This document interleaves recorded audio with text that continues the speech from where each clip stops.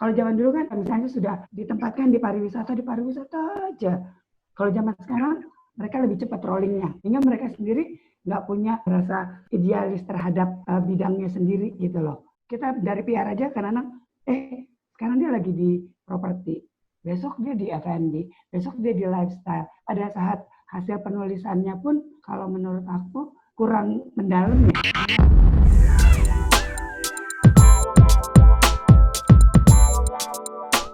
Halo semua, kita ketemu lagi di PR Talk by We Are PR. Kita semua pastinya mau bekerja sesuai dengan passion kita. Tapi seringkali kita kesulitan untuk menemukan passion kita sendiri.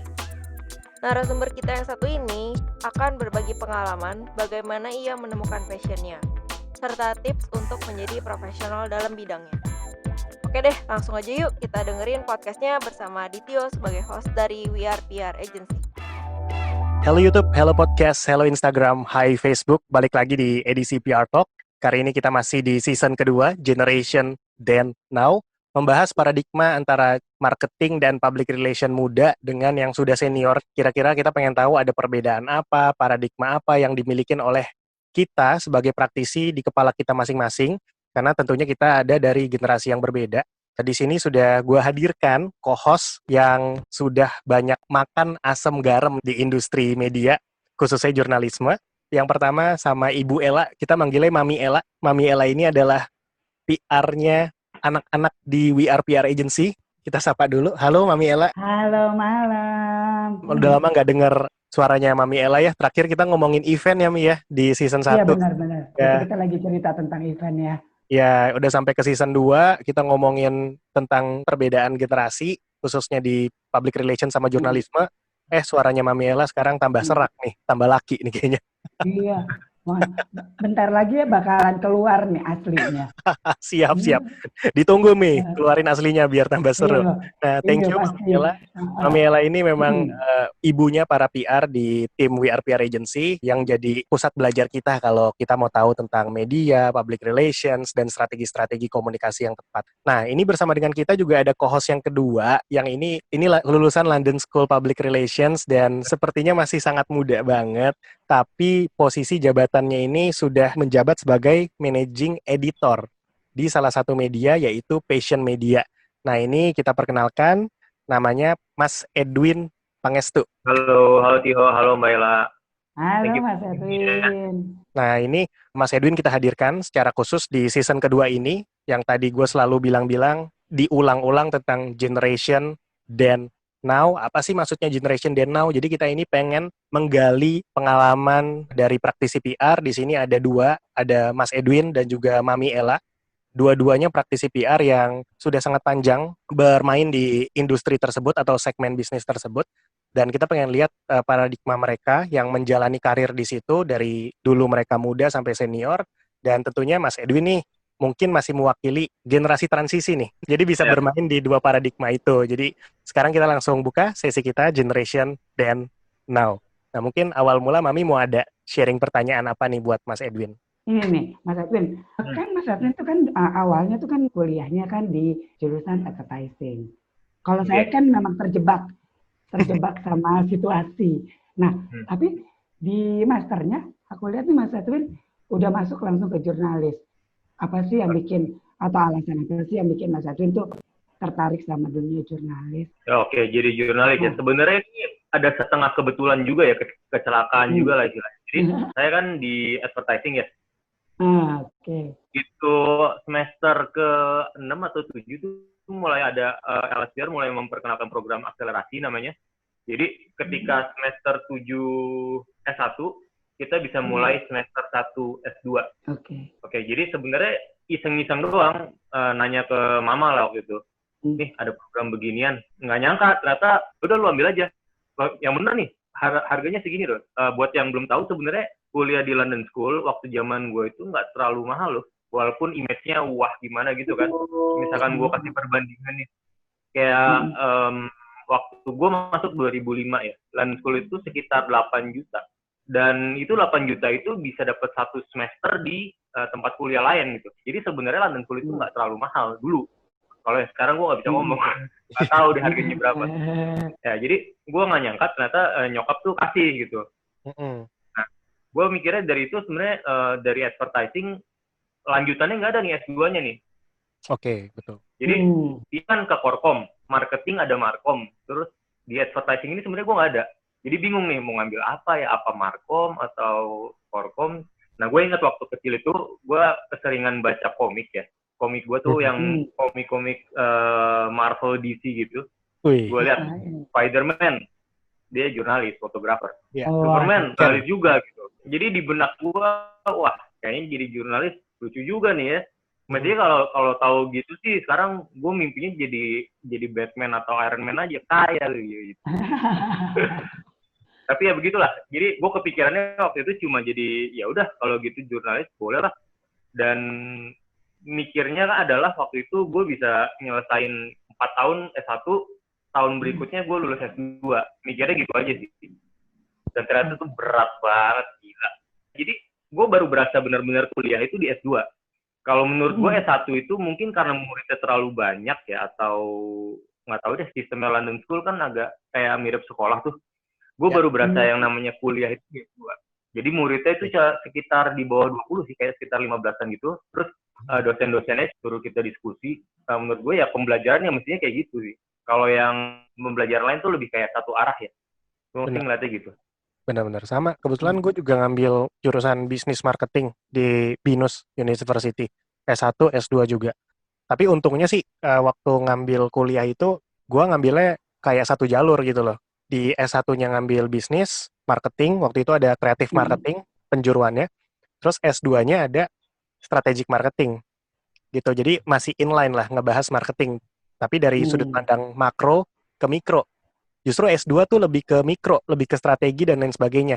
S1 tuh kadang kita belajar fundamental yang menurut gue ya, mungkin pada zaman itu 10 tahunan yang lalu lebih itu, waktu S1 tuh kita ngomongin fundamental yang nggak terlalu related banyak ke industri sih. Khususnya kita yang kerja di Indonesia, karena kita ambil literasinya dari luar kan. Kita belajar Nike, kita belajar Reebok, kita belajar Pizza Hut, Domino's, Burger King, McD, dan lain sebagainya. Dengan challenge yang mereka hadapin di market luar. Sementara kalau kita pengen mikir localize, dilokalin aja di Indonesia, kadang nggak semuanya kita bisa ambil. Tapi justru di S2 tuh lebih apa ya, lebih strategik, benar kata Mas Edwin, lebih ke bukan fundamental lagi, kita kayak ke critical thinking. Jadi dikasih masalah yang happening di sekitar kita, terus ayo lu solve nih dengan kemampuan marketing kalian gimana. Analisa, kan kalau marketing ngomonginnya analisa lah, terus ngomongin tools, terus ngomongin customer behavior dan lain sebagainya. Mungkin kalau gue belajar dari istri, kebetulan istri juga lulusan LSPR di bidang public relations. Kalau ngomongin corporate communication atau PR, lebih critical thinkingnya misalkan kayak bagaimana membangun news value atau research mencari news value. Terus bagaimana strategi komunikasi yang tepat, funneling proses dari yang publikasi secara luas sampai ke hal yang lebih segmented lagi audiensnya gitu. Jadi memang S2 ini lebih critical ya Mas Edwin ya? Critical dan theoretical sih sebenarnya.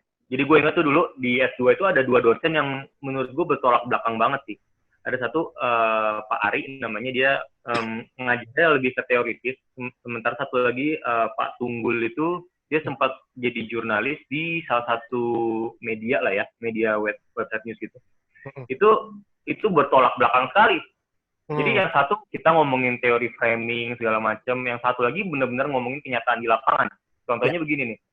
Menurut si Pak Tunggul itu, yang kita lihat di TV itu adalah rekonstruksi realita.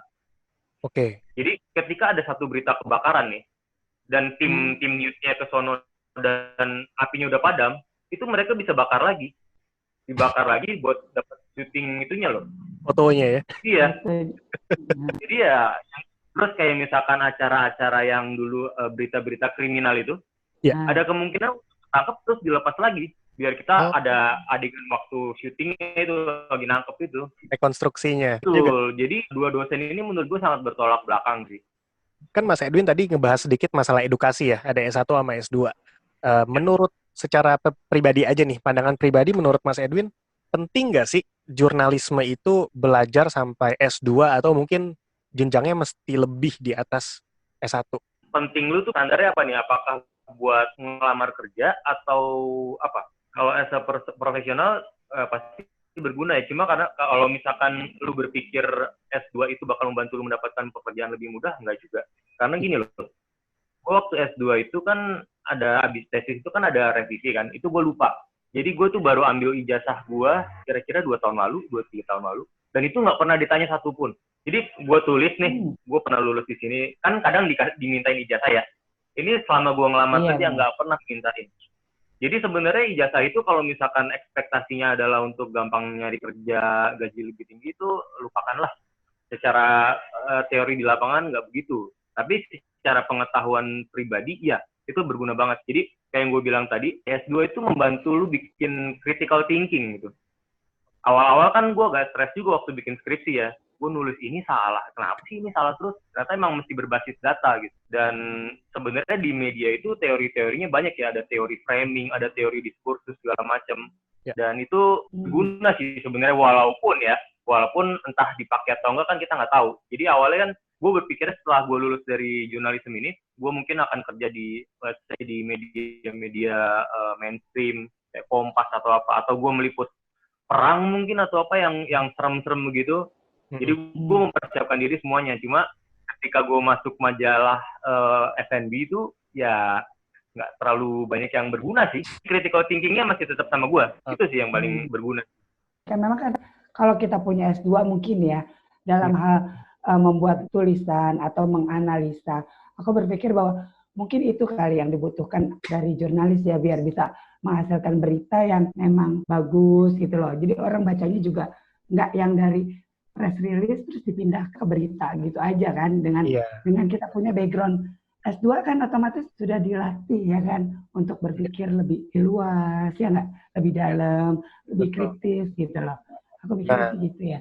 Ini Mami Ella juga punya ceritanya unik nih. Mungkin aku bisa ceritain dikit nih supaya suaranya nggak langsung habis. Mami Ella ini dulunya teknik perikanan ya, Mi ya? Iya. Kenapa tuh? Aku bilang kejebak. Cerita dikit dong. Kenapa tuh, Mi? Dari perikanan bisa masuk jurnalisme, PR, public relation? Iya. Sebenarnya sih dulu ke perikanan tuh senang, biasa kan kayak orang-orang dulu masih kecil, kamu mau jadi apa? Insinyur pertanian gitu kan. Oh ya udah, ini ada perikanan, udah gitu ada berbau-bau ABRI. Lagi seneng-senengnya banget tuh, pengen jadi kayak militer lah, apalah gitu-gitu loh. Akhirnya masuklah ke sana, tapi ternyata dunianya nggak di sana. Begitu masuk, kerjanya di advertising. Tuh, pas di advertising, suruh masuk ke public relation. Nggak taunya seneng nulis. Ya udah kelar deh, udahlah masuk akhirnya. Kan kalau orang-orang bilang, kalau kita mencintai kerjaan kan jadi lebih gampang ngertinya kan, lebih ke situ sih. Jadi memang sebenarnya ini inline juga seperti yang Mas Edwin bilang, kita kalau mau berprofesi mungkin nggak selalu dilihat dari background education atau ijazah ya, karena di dunia profesional sendiri, teman-teman HR atau teman-teman industri pasti ngelihat kredibilitas kita. Kredibilitas bisa dibangun dari project-project yang memang kita senang kerjain dan yang lebih penting passion sih. Di mana passion kita suka dengan hal itu dan kita mau kontribusi untuk melakukan hal itu. Nah ini aku balik lagi ke topik kita membahas tentang generation then and now, khususnya untuk teman-teman jurnalis dan juga public relations.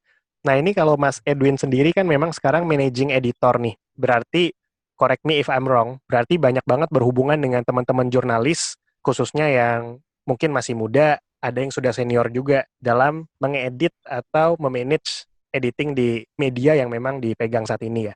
Boleh tahu nggak sih Mas, kalau misalkan boleh di-share, apa sih yang umumnya membedakan antara teman-teman senior, jurnalis, dengan teman-teman yang masih muda nih, mungkin fresh graduate atau yang baru akan lulus? Oke. Kalau gue lihat dari workload mungkin ya, zaman dulu kan masih zamannya majalah, zamannya koran, kita bisa di koran aja dah, sehari paling berapa berita gitu, 2 berita maksimal. Cuma sekarang ini, generasi zaman sekarang itu kan mesti ngurusin yang website online. Itu mereka lumayan juga itu. Maksudnya dalam sehari targetnya bisa 10, 13 artikel gitu. Walaupun itu bisa dipecah-pecah ya. Misalkan mereka datang ke 3 tempat, satu tempat itu jadi 3 artikel, let's say gitu. Dan itu workload-nya paling kelihatan sih. Cuma kalau perbedaan generasi dan sekarang, gue ngeliatnya nggak terlalu banyak ya. Yang lebih menentukan itu genrenya. Let's say, gue di F&B, terus ada jurnalis lain di fashion. Ada lagi yang di otomotif. Nah, itu beda sekali tuh orang-orangnya. Tapi kalau misalkan generation sih kurang lebih sama, cuma beda workload aja.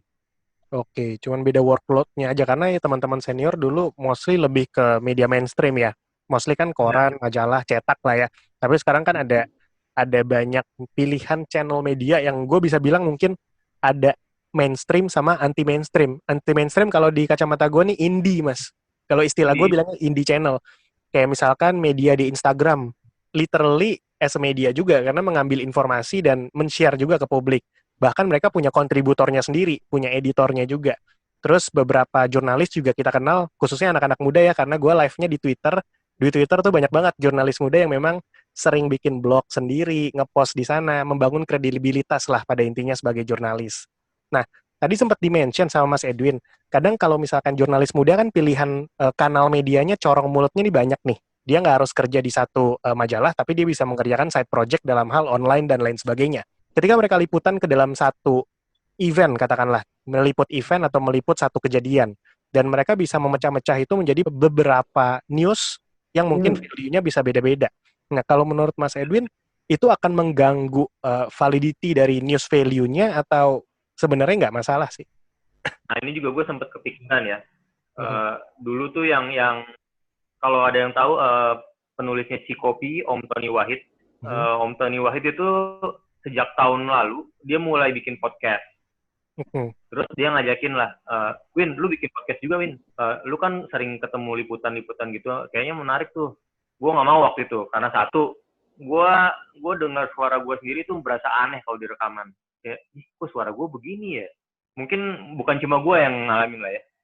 Kedua, gue tuh agak ada konflik batin. Misalkan gue janjian sama pemilik restoran A, gue mau liputan dong. Ya berarti gue datang as nama passion dong. Nah, ketika gue harus nulis di tempat lain sebagai blog pribadi dan itu gue ada konflik batin sih. Jadi gue selama ini nggak melakukan itu. Oke. Jadi lebih ke apa ya? Bisa dibilang kayak karena gue mewakili sebuah media, gue bekerja dalam satu medium gitu ya. Gue nggak mau mencampur adukan dengan hal-hal yang berbau pribadi. Karena konteksnya bisa jadi beda. Ya, benar. Kalau gue ya ini kita ngomong benar atau salah sih. Cuma preferensi gue kayak gitu. Ya benar-benar. Jadi memang tidak mencampurkan hal-hal seperti itu. Mungkin kalau misalkan gue buka lebih lebar lagi, karena gue juga karyawan juga, mungkin buat pekerja yang memang pengen kerja secara lurus, kerja secara benar, itu kayak ngeganggu batinnya mereka, karena ngerasanya sekali mendayung 2 pulau terlampaui. Sekali mendayung, gue dapat gaji, difasilitasin kantor, tapi secara pribadi, gue membangun konten gue untuk keuntungan pribadi. Nah itu mungkin mengganggu batin buat karyawan-karyawan yang memang pekerja-pekerja yang ingin profesional gitu ya, khususnya Mas Edwin. Nah, itu nggak salah juga. Tapi kebanyakan memang paradigmanya anak-anak muda sekarang. Kalau kemarin kita ngomongin sama anak-anak muda tuh sukanya tuh apa ya? Jadi generalis kalau istilahnya mereka, Mas Edwin. Jadi mereka mungkin nggak expert di satu bidang, tapi mereka pengen coba, worth to try lah katanya. Boleh dicoba lah kalau istilah mereka. Makanya mereka tuh kadang misalkan bekerja sebagai jurnalis atau bekerja sebagai PR, kadang mereka tetap bikin konten-konten tuh di sosial media mereka segala macam. Untuk apa? Untuk mereka nyobain. Kira-kira mainnya gimana sih? Terus kira-kira dapat ekspektasi publiknya gimana? Supaya nanti yang bagus-bagus bisa mereka balikin lagi ke kerjaan, ke kantor, bisa di try out di kantor mereka. Sembari sebenarnya keuntungannya buat mereka kan mereka membangun kayak personal branding gitu. Nah, cuman big question-nya adalah apakah itu akan mengganggu kredibilitas mereka karena hal yang mereka keluarkan ke publik itu kan bisa jadi value-nya nggak sesuai nih. Harusnya kan value-nya lebih ke kerjaan mereka, ke perusahaan mereka. Nah ini aku pengen loncat ke Mami Ella nih. Mami Ella kira-kira ada pandangan nggak, Mi? Lebih ke idealis ya kayaknya tuh. Kalau bedanya zaman dulu sama zaman sekarang ya. Kalau zaman dulu kan mereka sudah ditempatkan di pariwisata aja. Kalau zaman sekarang mereka lebih cepat rollingnya. Sehingga mereka sendiri nggak punya rasa idealis terhadap bidangnya sendiri gitu loh. Karena kan kita lihat dari kacamata PR yang bukan jurnalis nih. Beda mungkin karena kacamata jurnalis ya. Kita dari PR aja kadang-kadang, sekarang dia lagi di properti. Besok dia di F&B. Besok dia di lifestyle. Sehingga pada saat hasil penulisannya pun kalau menurut aku kurang mendalam ya. Gimana kalau menurut Mas Edwin, benar nggak? Itu juga apa ya? Waktu gue kan kerja di dulu di Bakery Magazine namanya 2010 sampai 2012. Ke 2014 itu gue sempat pindah ke lifestyle lah istilahnya. Kalau ada yang ingat tuh namanya majalahnya August Man. Oke. Tapi nggak tahu ya, mungkin karena awal perkenalan gue sama dunia media itu dengan F&B, gue tetap passionnya di F&B gitu. Nah, Jadi itu di keren tuh. August Man itu secara garis besar kan itu. Tapi yang bagian food ya gue. Terus juga gue ngerasa apa ya, kayak kurang cocok kali ya sama lingkungan-lingkungan yang fashion gitu. Narasumbernya apa segala macam. Jadi ya ujung-ujungnya ya gue balik lagi ke F&B sih. Ini secara alami sih. Gue ngerasa kayak apa ya, bukan habitat gue lah kalau di fashion itu. Iya, benar. Karena setiap orang pasti punya preferensinya sendiri-sendiri ya. Benar. Nah, ini berarti kalau kita ngomongin genre, ini kan pasti terjadi di anak-anak muda nih, generasi muda. Karena kita gak jarang ketemu generasi muda yang sering loncat-loncat ya, kutu loncat. Anyway, semua orang pasti pernah muda. Aku juga waktu muda, mungkin sekarang masih tergolong muda, ini sering loncat-loncat. Walaupun role-nya marketing, tapi marketingnya bergerak di berbagai bidang. Dulu memulai karir tuh di English First, EF, itu bidangnya edukasi. Terus lanjut ke Bayu Buana, travel, industri. Terus ke Panorama, walaupun masih inline sama travel, tapi kita spesifik ke departemen event. Sekarang di salah satu perusahaan education based juga, tapi bidangnya IT dan teknologi. Jadi memang ibarat kata kutu loncat gitu ya. Tapi balik lagi sebenarnya untuk menjadi orang yang expert di bidangnya, benar juga. Ini kita belajar dari teman-teman jurnalisme dan media. Penting untuk kenali passion sih. Mengetahui diri kalian tuh suka di tempat yang mana. Dan ambil dari cerita Mas Edwin tadi, ya dulu pernah di bakery, terus ke fashion, terus mungkin melanglang buana kemana lagi, sampai akhirnya balik lagi menulis hal-hal berkaitan dengan food and beverage, F&B. Memang passionnya di situ. Nah, kalau memang kita sudah suka satu hal dan kita dalemin, terus aja diasah di situ, alam bawah sadar kita tuh akan melatih critical thinking kita untuk mengeluarkan kemampuan-kemampuan yang kita ingat, untuk melengkapi hal yang kita suka. Makanya kalau dalam bidang jurnalisme, mungkin yang tadi Mami bilang, kalau cuma sekedar kutu loncat, cuma tahu dasar-dasarnya doang, pas nulis berita, pas nulis press release, itu jadinya nggak ada isi ya, kontennya jadi kurang.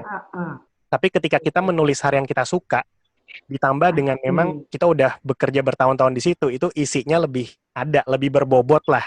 Ada tips-tips nggak nih buat generasi muda yang memang fokus ke bidang jurnalistik dan public relation, baik dari Mas Edwin sama Mami Ella, untuk gimana sih bisa fokus dalam berkarir di satu genre itu aja? Kalau dari gue sih nggak percaya kalau lu mesti fokus ke satu bidang dari awal ya.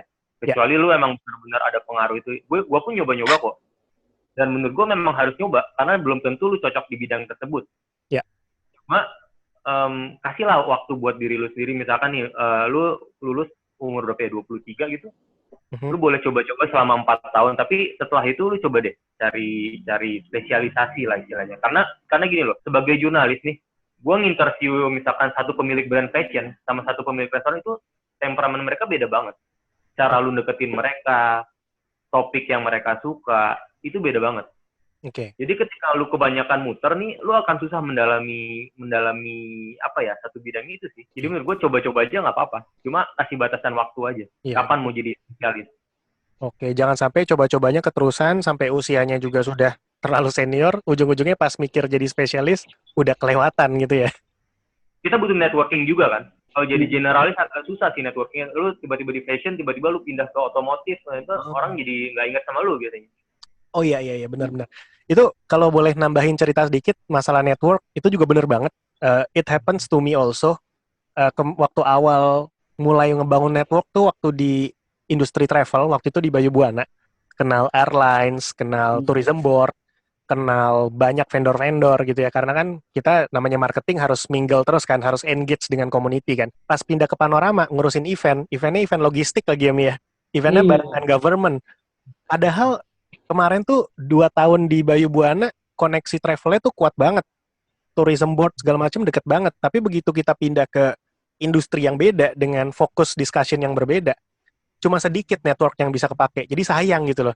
Akhirnya teman-teman yang udah di tourism board yang levelnya udah bagus-bagus, sekarang mau dikontak, for what? Jadi kayak basa-basinya tuh nggak enak. Jadi networknya kayak kebuang sia-sia gitu. Istilahnya seperti itulah ya. Tapi worth to try dalam artian ya boleh aja untuk observe di berbagai bidang, tapi tetapkan waktunya, timeline-nya, jangan sampai keasikan observasi. Tanpa action plan atau poin timeline yang jelas, ujung-ujungnya cuma buang-buang network juga. Yang penting adalah kenali passion dan juga susun langkah-langkah untuk menjadi seorang spesialis, khususnya buat teman-teman yang generasi muda. Tambahan dari Mami Ella? Kalau gue tuh agak nggak relevan juga sih kalau ngomong masalah idealis. Secara lulusan perikanan, terus masuk ke jebak ke PR kan agak lucu gitu ya. Cuman memang apalagi kalau PR itu nggak bisa, kita cuma bisa idealis terhadap bentuk tulisan kita. Tapi kan berita yang kita angkat juga berbeda-beda bidang. Misalnya sekarang kita lagi ngangkat tentang logistik gitu ya. Besok kita udah ngomong tentang franchise gitu loh. Jadi memang agak sulit kalau kita ngomong idealis. Yang penting memang satu sih, kuncinya adalah menyukai bidang yang kita kerjakan. Jadi itu jauh lebih ringan lah dibanding kalau kita berpatokan idealis gitu ya. Kalau kita mencintai, mau dipindahin kemanapun sebenarnya seharusnya lebih mudah. Yang penting balik lagi gimana melihat potensi diri sendiri kali ya. Iya benar Karena gitu. yang kenal diri kita ya kita, bukan orang Kita lain. sendiri, benar gitu. Orang lain mungkin bisa mengenal dari sisi luarnya. Misalkan kasih masukan, Tio kayaknya lu jago ngomong deh. Tio kayaknya lu jago nih kalau mimpin satu acara. Atau bisa jadi MC segala macam. Nah itu kan pandangan orang lain dari luarnya. Karena mungkin kita begitu melakukan hal itu, kita bisa total. Apalagi buat teman-teman yang memang berpikir project itu untuk pengembangan diri. Jadi mikirnya bukan kayak project dari kantor, tugas pekerjaan, bukan. Tapi kayak karena ini project pengembangan diri, jadi setiap yang dilakukan tuh harus total. Karena ngebangun kredibilitas. Jadi orang tuh ngelihatnya, oh lu bagus tuh di situ. Tapi at certain point belum tentu diri kalian tuh suka. Kayak tadi Mas Edwin bilang gitu ya, belum tentu gue suka masuk ke fashion, ke industri itu. Walaupun gue suka sama pekerjaannya, prosesnya tuh gue suka. Tapi belum tentu dengan orang-orangnya, dengan industrinya, dengan bagaimana networkingnya, belum tentu suka. Begitu juga Mami Ella, dengan perikanan, belum tentu suka ikan ya Mi ya. Ternyata lebih seneng ngobrol sama orang. Ada dua hal ya di sini. Ada satu sektornya nih. Ya. Sektor dalam kasus gue adalah F&B. Terus Yes. kedua, posisi gue sebagai editor. Gue ngedit tulisan, nulis juga, motret juga. Dua-duanya ini masih ada passionnya sih. Jadi nggak bisa kalau gue seneng motret apa, tapi gue nggak seneng bidangnya tuh, ya susah juga. Terus juga kayak orang lain nih, misalkan gue sebagai fotografer nih, gue kerjanya di majalah F&B, tapi gue sebenarnya sih senengnya foto landscape ya. Jadi karena udah kepalang tanggung ya, udah jadi kerjaan kita, sekalian aja lah dipassionin, ditotalin gitu loh. Toh waktu yang kebuang sama aja. Benar. Ya itulah sebuah passion, kalau kita kenal, waktu itu bukan jadi sia-sia. Ini pernah baca satu bukunya menarik banget, ngebahas tentang passion anak-anak muda zaman sekarang nih, generasi Z bilangnya. Generasi Z tuh kan passionnya tuh kalau nggak joget TikTok, main game online ya. Iya kan? Itu generasi bawah kita banget kan, main TikTok, main game online. Nah, tapi kan kadang kita yang senior-senior, mungkin Mami lah yang lebih senior, yang anak-anaknya udah seumuran kita nih. Ngelihatnya kalau anak-anak muda gitu, Gen Z pada bikin gitu kayak, lu ngapain sih buang-buang waktu belajar gitu loh. Nyari apa gitu ya. Mikirnya buang-buang waktu. Tapi buat mereka yang memang sudah kenal passionnya mereka, justru itu nggak buang-buang waktu. Sekalipun kita ngelihatnya buang-buang waktu, tapi sebenarnya mereka kayak investing their time to create future network buat diri mereka ke depan. Mereka sekarang nih investing waktu mereka untuk benar-benar menguasai gaming, membuat konten-konten gaming, menguasai TikTok, menjadi public figure, supaya di mungkin 2-3 tahun lagi mereka bisa achieve that. Walaupun usia mereka usia muda. Karena zaman sekarang kan yang sukses bisa muda dan senior dan usia tanggung gitu loh. Terbuka untuk siapapun. Ya, gue sih ngeliatnya kalau orang kayak generasi kita nih ngeliat TikTok kan kayak apa sih, alay gitu ya. Mungkin generasinya Mbak Ella ngelihat kita zaman dulu kita main Facebook, Twitter juga mungkin menurut dia alay gitu. Jadi sebenarnya sama. Bukan Facebook Mas, Friendster zaman kita Mas. Friendster. Iya benar.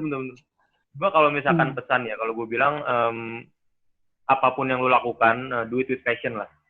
Kadang mungkin bidangnya mungkin nggak cocok atau apa, tapi lo mesti 100% di situ karena siapa tahu emang cocok gitu. Kalau misalkan nggak cocok, suatu saat lo ketemu kok yang cocok, nggak usah dipaksain. Cuma ya balik lagi kasih batas waktu. Masa iya lu mau sampai umur 40 pindah-pindah kerjaan terus kan? Bener banget. Yes, so penting mengenali passion seperti mengenali pacar kalian. Dia itu butuh waktu. Butuh waktu untuk diobserve, butuh waktu untuk perkenalan. Tapi ada waktu untuk memutuskan kemana kalian ingin berlabuh. Jangan sampai kesenangan observasi sampai akhirnya kalian buang-buang waktu. Passion is an investment. Time is an investment also. Ketika kalian tahu passion kalian, apapun yang kalian lakukan di bidang itu, tidak ada namanya buang-buang waktu. Itu adalah investasi untuk mendukung kalian di masa yang akan datang. So, Generation Then Now is over. Season 2. Terima kasih Mas Edwin Pangestu, Managing Editor dari Passion Media, dan juga Mami Ella dari WRPR Agency. Kita lanjut ke season berikutnya.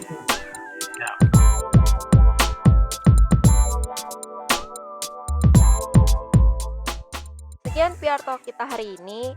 Terima kasih untuk semua yang sudah mendengarkan dan Ecoino Channel yang sudah support kita. Jangan lupa subscribe dan komen konten kita, serta follow Instagram @WeArePRNetwork. Sampai ketemu di PR Talk selanjutnya. Bye!